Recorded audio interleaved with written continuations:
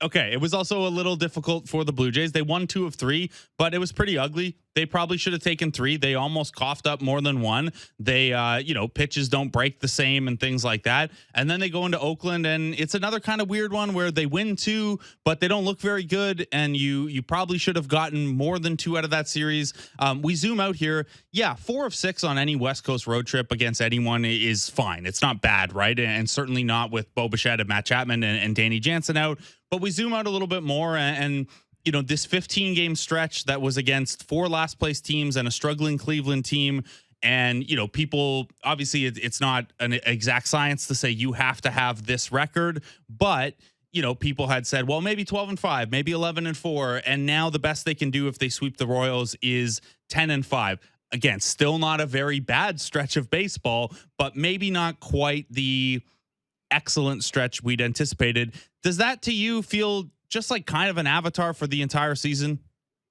Yeah, it really does, because this Blue Jays team has been underwhelming at every turn. And so why would we expect their West Coast road trip to be anything different? I mean, they need to be something more than underwhelming at some point pretty soon. And they can't continue to be as uninspired as they have so far this season. But I think to go 4-2, it's not good. It's kind of the bare minimum, really, through that West Coast stretch. Like, the Rockies are really bad, and the A's are even worse. And so, to win 2 of 3, if you're going to Philadelphia and Boston in May, you take 4 of 6, you're thrilled. You go 3-3, you're fine. But it's all about context. And I think given how awful these teams are, like borderline historically bad, right, with Oakland, and then where the Jays are and what they need to do, it was not a great road trip. And I'm not saying it was horrible. I'm not sitting here and saying that, but like, it wasn't great. It wasn't. And again, if they sweep the Royals, they finish this 15-game stretch 10-5. And even if I wouldn't take the Guardians off of the list, because even though they're in second place and claimed a bunch of guys on waivers, they're very bad. They're a very bad baseball team, by run differential, by record, by watching them play. I would include them in, hey, this 15-game stretch is the easiest 2 weeks you're going to have of the season. So, to come out of that best case scenario now, 10-5, and, if they do the whole we're just going to win series things, 9-6, is tough. Now, this Kansas City team, you mentioned it. Oakland is historically bad. Colorado is the 3rd worst team in baseball. This Kansas City team nestles right in between them there with a .312 winning percentage. Again, not to overdo the what does urgency look like against bad teams thing, but headed into a 4-game set against Texas, half a game up on them, while Texas is playing Oakland this weekend. Like, you have to be entering this one thinking sweep, not series win, right? Oh, yeah. Like, they do need to sweep at a certain point. You can't just keep winning 2 out of 3 and assuming that that's going to work out for you, especially because against the Rays, you might go 3-3. You might go 2-4 in those games against Tampa. So you have to make up ground when you can. And there is no better opportunity on the Blue Jays schedule than these 3 games against Kansas City. And I believe Cole Reagan's pitches on Sunday. So, that's a little bit challenging, because he's been tremendous ever since they made that great trade for him in June. But still, it doesn't matter. It's still the Royals. You got to sweep them. And this is one of those things where, like, okay, so the bare minimum obviously is 2 of 3. They absolutely can't lose 2 of 3 to Kansas City, and they really should sweep. Like, the Jays are much better. They might get Bo Bichette back tomorrow. They are a much better team. And if you have aspirations of being in the playoffs, you got to earn it. And at a certain point, you actually have to win those games that you need to. And so this is one of those chances where they need to earn it. And I've seen very little moments or stretches this season where the Blue Jays actually go ahead and just fully push. It's always been a push and then a step back. And they need to just make a real push at some point. That means playing good baseball, and it means hustling out of the box in ways they sometimes didn't do. And it means getting some more offense than they got with just 1 home run against the Oakland Athletics this week. Ooh, yeah, just 1 home run, while the Houston Astros, by the way, hit 16 over the same 3 games. So we're going to talk more Jays and including Bo Bichette's potential return this weekend in a moment here. But you mentioned Cole Ragans. we're not going to look ahead to Sunday's game yet. We've got Esteban Rivera on the show tomorrow, who wrote a really great piece at Fangraphs about what's gone into Ragan's breakout. But Ben, I want to talk about the team that traded away Cole Ragans for Aroldis Chapman, who hasn't been that good, and they still have the worst bullpen of any potentially playoff bound team in baseball here in the Texas Rangers. So the Jays remain half a game up because the Rangers got swept by Houston in very dramatic fashion. On paper, this is still a Texas team that has a really good lineup, even without Josh Young. They have names in the starting rotation, certainly. They do have probably the worst bullpen of anyone who could make the playoffs right now. When you look at what has happened to them over the last month or so, and I guess we'll talk to you during the Rangers series, but as an early look ahead to that series, I guess just what do you make of what has happened with the Rangers, and have they been downgraded to you to a team that shouldn't really be a threat? Do you see a path to them, finding some of that early season magic that they had, at least offensively? Where are you with the Rangers big picture at this point? Yeah, honestly, I still think they're a good team. Like, I still think that this is a really good offense. They still lead the American League in runs scored. They've got all kinds of power bats in the middle of that order with Seager and Semyon and Adolis Garcia. Garver's been on a heater for the last little while. So yeah, I think they're a good team. And I know Scherzer was lit up the other day. They've obviously had massive bullpen issues as well. But to me, they're good enough to outplay the Blue Jays in the course of the next 3 weeks, right? And like, a lot of teams are, some teams aren't. Like, the Royals will not be as good as the Blue Jays. The A's won't be as good.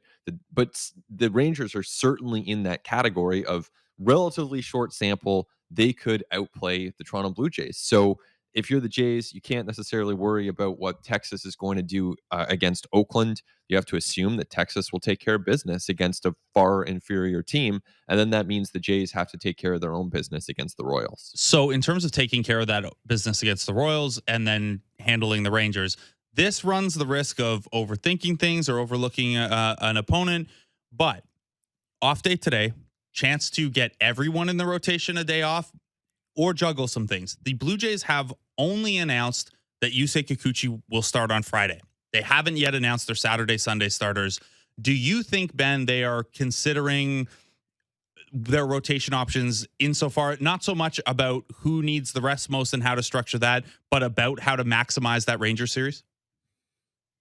That's an interesting idea, and this is the first time I'm kind of considering it. I think it's an interesting idea. So, how do you want to get a little more specific as to what that would look like? Yeah, sure. So if the Jays just stayed on turn and everyone gets a rest, the normal rest, this series against Kansas City would be Kikuchi, Gausman, Barrios, and that's cool. But what it would mean is no Barrios in that Texas series. So whether it's flipping Barrios and Gausman to get Gausman an extra day we know he values and make sure Barrios is in the Texas series, or potentially it's Kikuchi, Gausman, someone else. I guess it would be Bassett on regular rest, so that you have Barrios and Gausman both in the Texas series. Just kind of everyone but one is going to pitch in that Texas series, and so whoever starts Sunday will not pitch in the Texas series. And you could find a way to Gausman, Barrios, or Bassett all starting Sunday, and therefore not pitching against Texas. Right. Yeah, that's interesting. I think if it ends up being Barrios who doesn't pitch against Texas, then I think that's okay. I think if it's Barrios versus Bassett and you're able to get Bassett onto that Sunday, and then Barrios pitches against Texas and Bassett doesn't, that's maybe a slight upgrade, but Bassett's been so good his last few starts anyway. He's power really heavy team though, with some good lefty bats. It is, but Chris Bassett's faced a lot of power hitters this year, and he's still one of the best pitchers, in the American League. Really, he's certainly top 30 starting pitchers in this league. So if not better than that. So he leads the league in wins for what that's worth. And he's got sixth in innings, which is arguably the most valuable thing you can do, whatever the results. It's definitely valuable on Tuesday. They needed it then. So I think My inclination is interesting idea, but probably just keep rolling through with the way that they're set up right now. But we'll see. I mean, that's a good question for this weekend, and see what John Schneider has to say about that. And that was, my thought too was they'll just stick on rotation because off day Thursday and then a 10 game stretch and then an off day, right? So everyone's going to get one extra day of rest and then do 2 turns and then get one extra day of rest, so you can just keep it rolling. There's also not like a huge difference between SP1 and SP5 for this team, right? Like there's not a huge drop off at each successive spot. It's more matchup based. The only reason I brought it up is because when I saw they only announced one probable pitcher, I was like, that's interesting. Okay, so this Royals series, the big change we could see, Ben, is Bo Bichette potentially back. It sounded like from Shai and Arden's reporting in Oakland that this weekend for sure, maybe as early as Friday, but that it's a little too early to tell.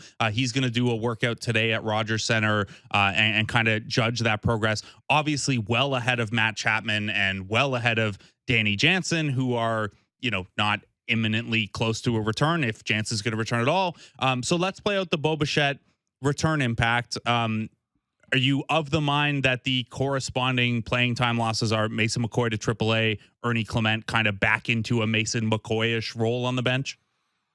I think once Bo Bichette is fully healthy, that's what happens. I think the interesting wrinkle in this is what the Blue Jays decide to do if Bichette is most of the way back, but not 100%. And, clearly if Bo is 90%, he's going to basically say he's 100% and they're going to activate him. And how'd that work out last time?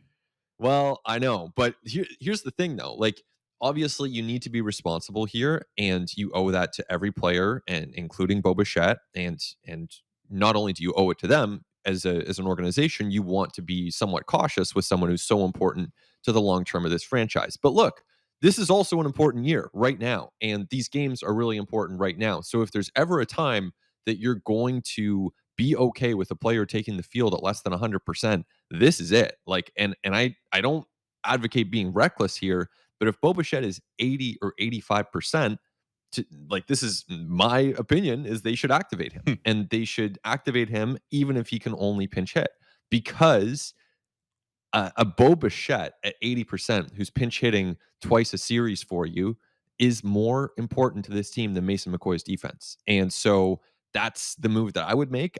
I don't know how the Jays are going to approach this, and they might want to wait until he's fully 100%, and that would be a justifiable decision. But to me, I think even if he can pinch hit and jog down to first base, you don't have to necessarily be making those stops and starts and, cutting in to do a pickoff play.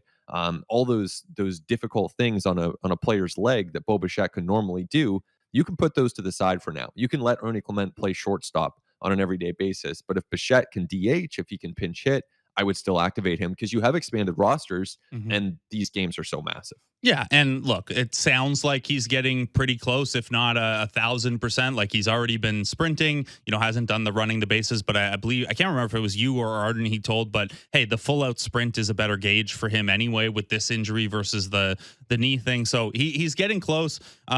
I know you don't have an update on this. You weren't in Oakland, and we won't hear until tomorrow from John Schneider. But when it comes to Matt Chapman and Danny Jansen, I think we all know we're all kind of like waiting for the bad news to come that, hey, this is more of a 6 to 8 week instead of 2 to 4 week kind of finger fracture. But with the lack of clarity on Matt Chapman, do we need to start? A lot of our early discussions were, okay, in 10 days when Bo and Matt Chapman come off the IL, what does that look like? Do we need to start thinking about maybe Matt Chapman's not back in a timely manner here? Yeah, I mean, he's eligible to come back on tomorrow. Yeah. So he technically could come back. That's obviously not going to happen. Yeah, he hasn't held a bat yet still. Yeah, exactly. So I mean, he's not close. So it's gonna be a different timeline. I mean, at this point, I'd be surprised if he's back in a week, right? Like, to go from splint on your hand, you have to get take some swings first of all off a tee, then you're going to do it in the cage, then you're going to do it, in BP. I doubt I don't know if he even goes on a rehab assignment, but one way or another, he needs to see some sort of game adjacent pitching. Maybe that's a sim game at Rogers Center. But at some point that has to happen too. So, and have recovery time in between, because it's turned out to be somewhat of a significant injury for Chapman. So yeah, if he's back against the Red Sox, I mean, that's probably a great outcome, but you're not holding your breath. So there seems to be at least a week of separation between Chapman and Bo. Yeah, and there's also, hey, you're going to do some dry swings and just grip a baseball for a little bit too. The Bisons, by the way, next week are on the road in Scranton, so maybe he ends up there. I don't know if he's a fan of The Office, but maybe he get a kick out of that quick rehab assignment. Not too far away, but obviously not Buffalo. You mentioned there the potential for, hey, maybe you do a sim game at Rogers Center or something like that. I don't know. Maybe Alek Manoah throws it, and that's how he contributes to this team. There is still some mystery around Alek Manoah. We have physically seen proof he's in Buffalo now. He's been in the dugout for that team, but he was placed on this kind of nebulous inactive list that minor league teams can use, similar to the developmental list where it's like, hey, we need to add someone to the roster and this guy's not playing right now and it's the minor leagues. Let's be reasonable about this. What is the latest that you've heard on Alek Manoah's situation and his proximity to actually pitching for the Buffalo Bisons? Yeah, and I know you say it in jest when you're talking about that sim game, but not I don't even think entirely. it's not. I don't think that's happening. I really don't. Because at this point, so we know that Alek Manoah hasn't been pitching off a mound. The intention still is to get him pitching off of a mound and into a progression that would allow him to pitch again in professional games, something he has not done since August the 10th. So that's a pretty substantial absence at this point. My understanding is that Manoah is going to have some further testing done. That is now about to happen sometime soon, and that Manoah, who's felt reported some physical symptoms of dealing with some quad and back and knee issues, wants to get those checked out. Sounds like the Blue Jays are very much on board with getting that checked out, but to this point, there's been no injury that's been found. So, Manoah is going to visit with a specialist of some kind and see where that leads. But in the meantime, it's still a long way back to get to the point that he's pitching in a game, because first he's got to be throwing, off flat ground. He's got to be throwing off a mound. He's got to be throwing a couple innings.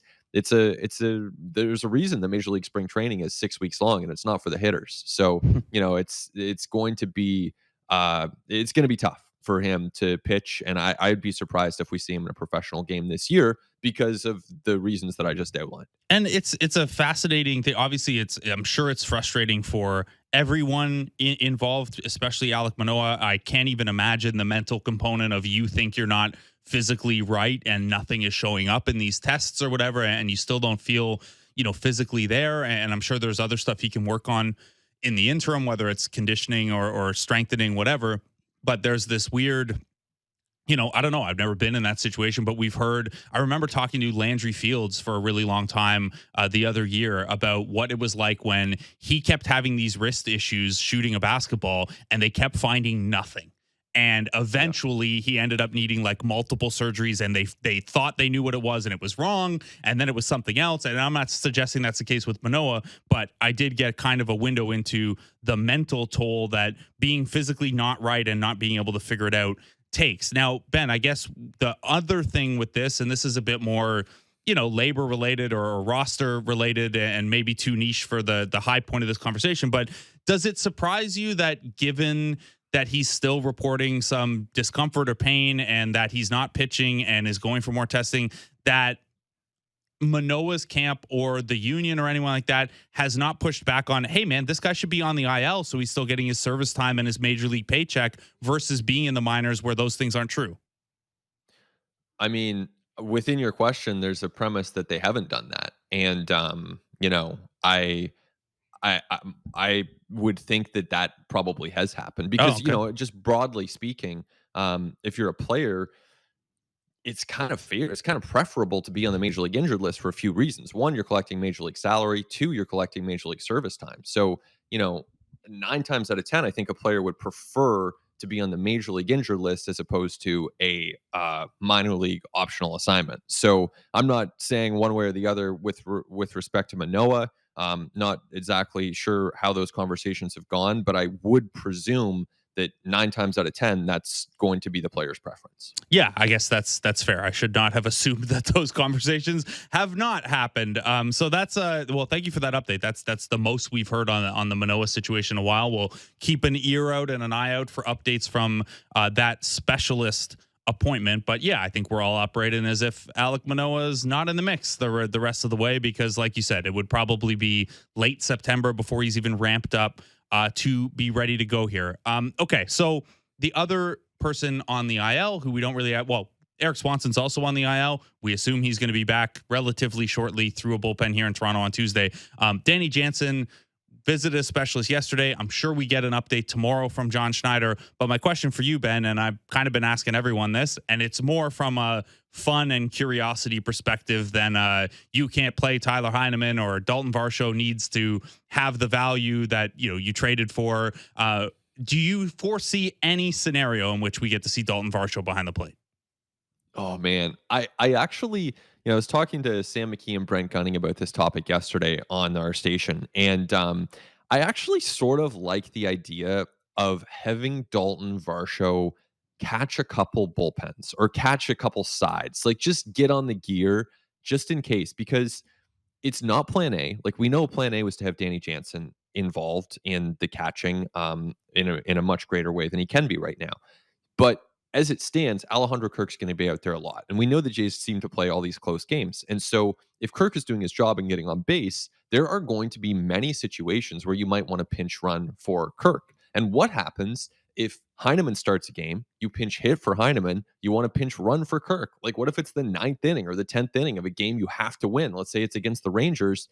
Then you actually might want to have someone available to catch. And that guy obviously would be Dalton Varsho, who started, I think it was 17 games as a catcher in the major leagues last year. So if I'm the Jays, I am asking Dalton Varsho probably today or tomorrow to go to Rogers Center, get the gear on, and just make sure that in a plan C situation, he is available. It's not what you want, but I actually think that that is something the Jays should consider just in case. And it was also part of the idea of Dalton Varsho, right? Was that like, yeah, hey, if you're a team that's going to play your catcher at DH a lot of the times, which the Jays projected to be before Kirk had a bit of a down year, and both of those guys have been hurt and things like that. But yeah, that was part of the idea of you have your third catcher available. You don't need to have an extra guy. And you're right, he did start 18 games there last year. He actually played in 31 games at catcher, so he got into, he has experience coming in late game scenarios with 13 appearances there. And I guess the Diamondbacks had the benefit of, well, they had like 6 guys who could play center field, so you could lose Varsho there without the defensive loss in the outfield. But yeah, I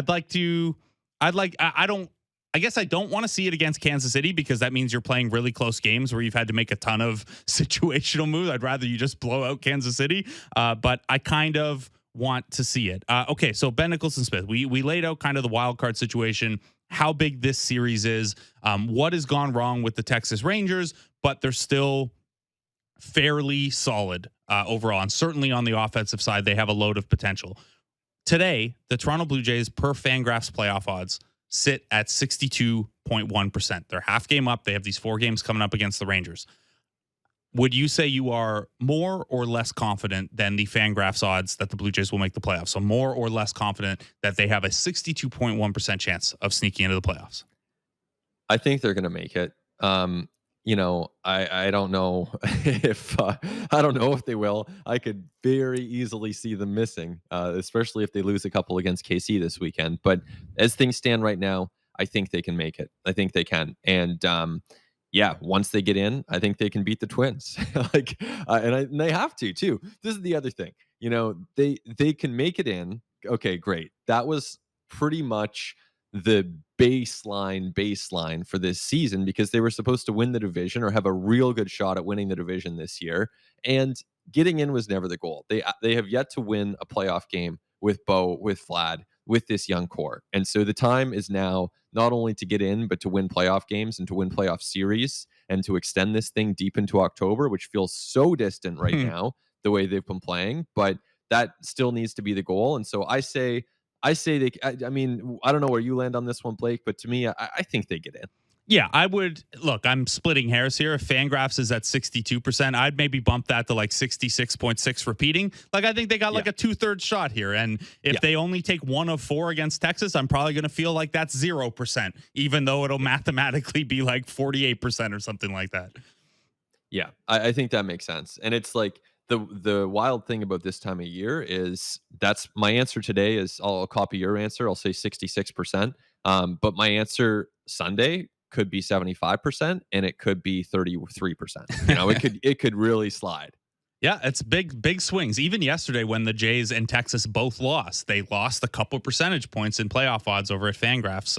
Just because, you're supposed to beat the Oakland Athletics and you're supposed to beat the Kansas City Royals this weekend. Ben Nicholson-Smith, thanks for taking the time out, man. Are you on the call this weekend? No.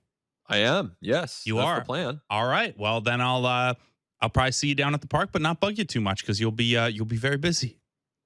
Looking forward to it, Blake. See you down there. Ben Nicholson-Smith of Sportsnet, of sportsnet.ca, of course, but also on the Sportsnet radio broadcasts of these games this weekend.